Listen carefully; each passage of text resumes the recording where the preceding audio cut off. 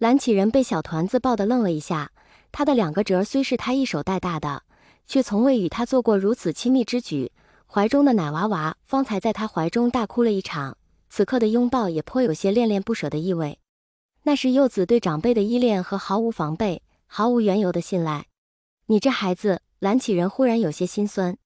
这么大的孩子，大多都在父母的庇佑下平安快乐的一天天长大，就连望基西沉也有蓝氏这个避风港，可面前的孩子才这么一点大，就要独自谋生，他没有长辈教导，没有父母庇护，遇到的任何事都只能以这副稚嫩弱小的身躯独自承担。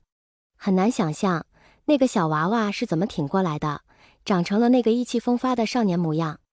而那个黑衣少年明媚的笑，仿佛黎明时玉兰半间的露珠，在阳光下无比耀眼且干净的毫无杂质。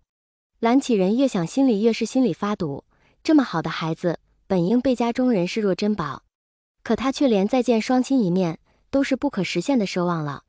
蓝启仁叹了口气，揉了揉魏婴的发顶，乖。小团子还抽抽搭搭的停不下来，却自己擦干了眼泪，眨了眨酸涩的眼睛，微微发白的笑脸却是笑得灿烂。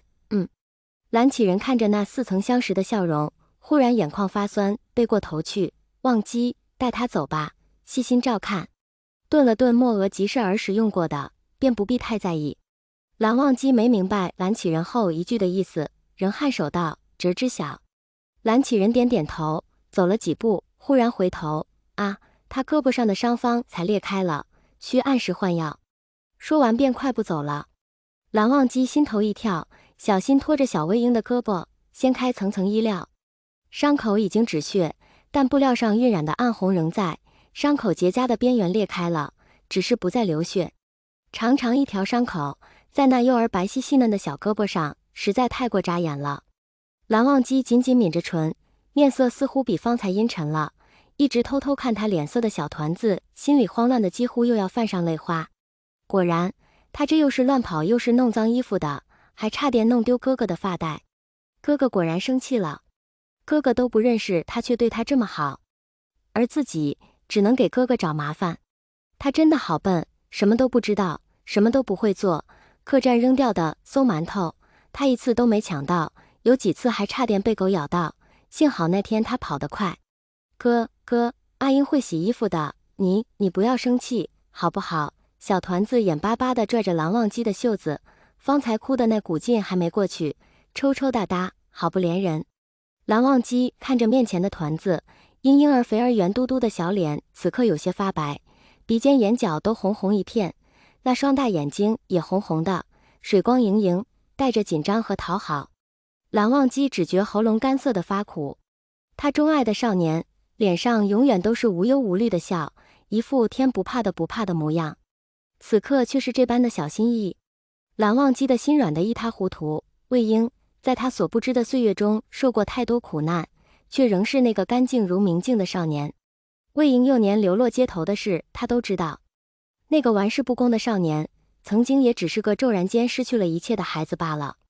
蓝忘机再控制不住，一把抱住面前的小团子，小心地避开了他的伤，把那小小软软的孩子抱在怀里，两人紧紧贴在一起，皆体会到了一种莫名其妙的感觉，踏实安稳。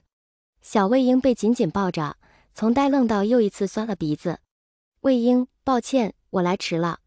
蓝忘机眼眶也酸了，很久没这样了，心里堵得让人烦躁不已，可抱着小团子温热柔软的身体，感受着怀中真实的体温，心就像得到了慰贴，软得不行。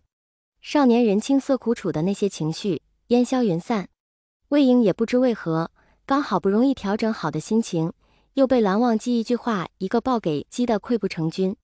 小孩子最是有灵性，他能敏锐地觉察出面前抱着他的哥哥与其他人都不同，不是爹娘的疼溺，不是方才那个叔叔的怜爱，是一种仿佛怕他消失的小心翼翼的感觉，带着遗憾和满足的矛盾，克制而热烈。当然，小魏婴不会这么形容，在他看来，就像爹给他的糖葫芦不小心掉在地上，不能吃了，娘又给他买了一串，他又有糖葫芦了。他会小心翼翼地双手拿好，生怕再掉，又贪恋着暖色的糖衣裹着鲜红茶籽的酸甜，迫不及待地想咬下一颗。抱着他的哥哥在颤抖，就像他拿着那串失而复得的糖葫芦。不知为何，他想哭，仿佛是身体的本能一样。在这个哥哥面前，他不用忍着泪水。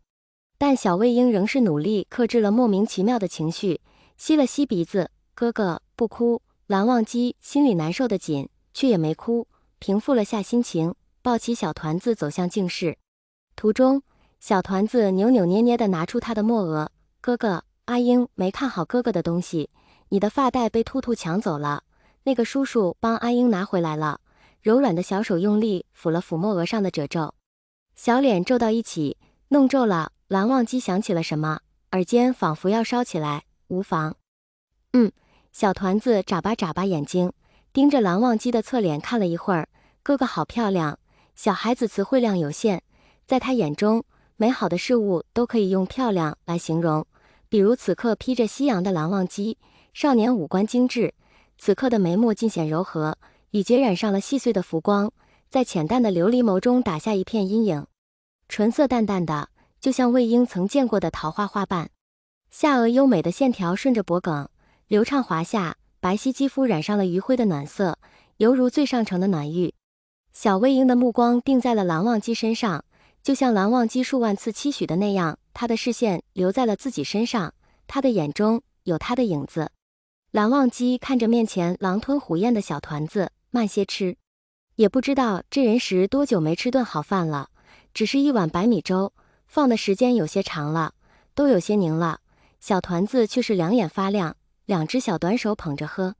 蓝忘机心疼之余又怕他吃得太快呛到，便出言提醒。小团子把脸抬起来，大眼睛滴溜溜地看着蓝忘机，没了。蓝忘机收拾了碗筷，蓝忘机问，可是没吃饱？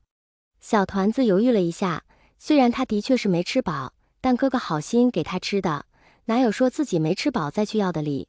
蓝忘机见他小脸上满是纠结，便了然，他自然不想魏婴饿着，但小孩脾胃弱得很，他也不知多久没好好吃饭了，一下子吃多会伤胃。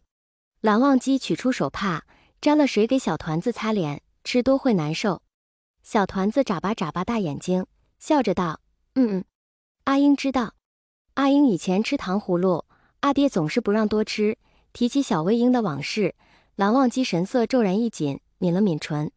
魏婴注意到蓝忘机的神色，有些不解，仍住了嘴。为什么这个哥哥听到阿爹就低头皱眉，还那种奇怪的表情？难道哥哥的阿爹也丢了？